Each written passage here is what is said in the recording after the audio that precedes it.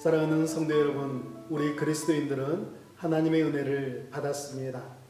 예수 그리스도의 십자가 은혜를 받았습니다.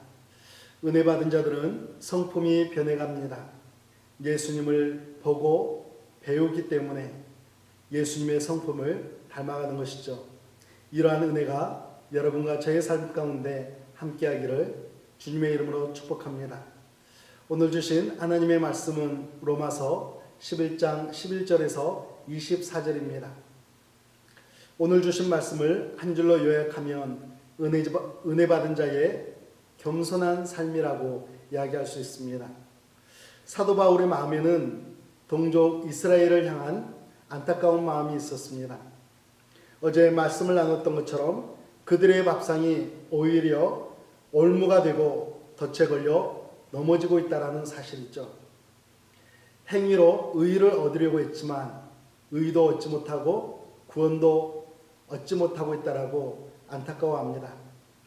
예수 그리스도의 복음을 거부한 이스라엘의 백성들로 인해서 어떤 일들이 일어났을까요?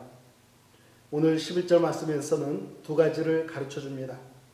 그들이 넘어짐으로 구원이 이방인에게 이르러 이스라엘로 시기나게 함이니라. 첫째는 이방인들에게 구원의 문이 열렸다라고 가르쳐 줍니다.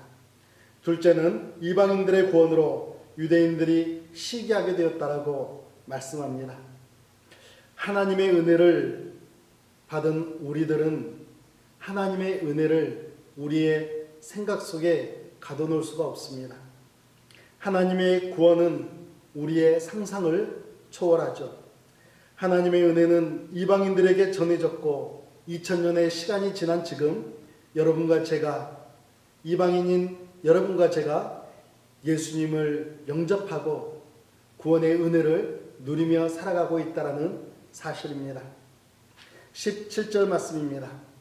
또한 가지 얼마가 꺾이었는데 돌 감람나무인 내가 그들 중에 접붙임이 되어 참 감람나무 뿌리의 진액을 함께 받는 자가 되었은즉 구원의 은혜를 받은 여러분과 저는 접붙임을 받은 하나님의 자녀들이 되었습니다. 이 접붙임의 은혜를 받은 우리들은 어떻게 살아가야 할까요? 사도 바울은 우리에게 두 가지를 권면합니다. 18절 말씀입니다. 그 가지들을 향하여 자랑하지 말라. 그 가지, 유대인들을 향해서 우리의 믿음을 자랑하지 말라라고 이야기합니다. 우리는 하나님의 은혜로, 전적인 하나님의 은혜로 하나님의 자녀가 되었기 때문입니다. 두 번째로는 20절 말씀입니다. 높은 마음을 품지 말고 도리어 두려워하라. 교만하지 말라라는 것이죠. 하나님께서 우리를 선택하여 주시고 자녀 삼아 주신 그 은혜를 우리가 생각하면서 오히려 우리에게 하나님 앞에서 겸손한 마음으로 살아가라고 이야기하고 있습니다.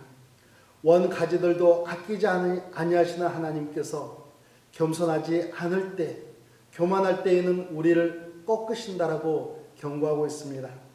사랑하는 성도 여러분, 우리는 은혜를 받았습니다. 십자가의 은혜로 구원의 은혜를 누리고 있습니다.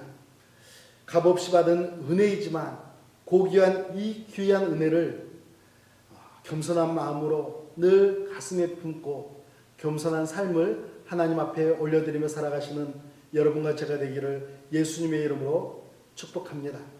함께 기도하겠습니다. 살아계신 하나님 아버지, 은혜를 감사를 드립니다. 오늘 이 시간 저희들이 하루를 시작하면서 겸손한 마음을 품고 살아가기를 저희들에게 가르쳐 주시는데, 하나님, 주님의 십자가 앞에서 하나님의 크고 놀라우신 은혜 앞에서 다시 한번 저희들의 마음을 낮추고 겸손을 되찾게 하여 주시옵소서. 예수님의 이름으로 기도드리옵나이다. 아멘.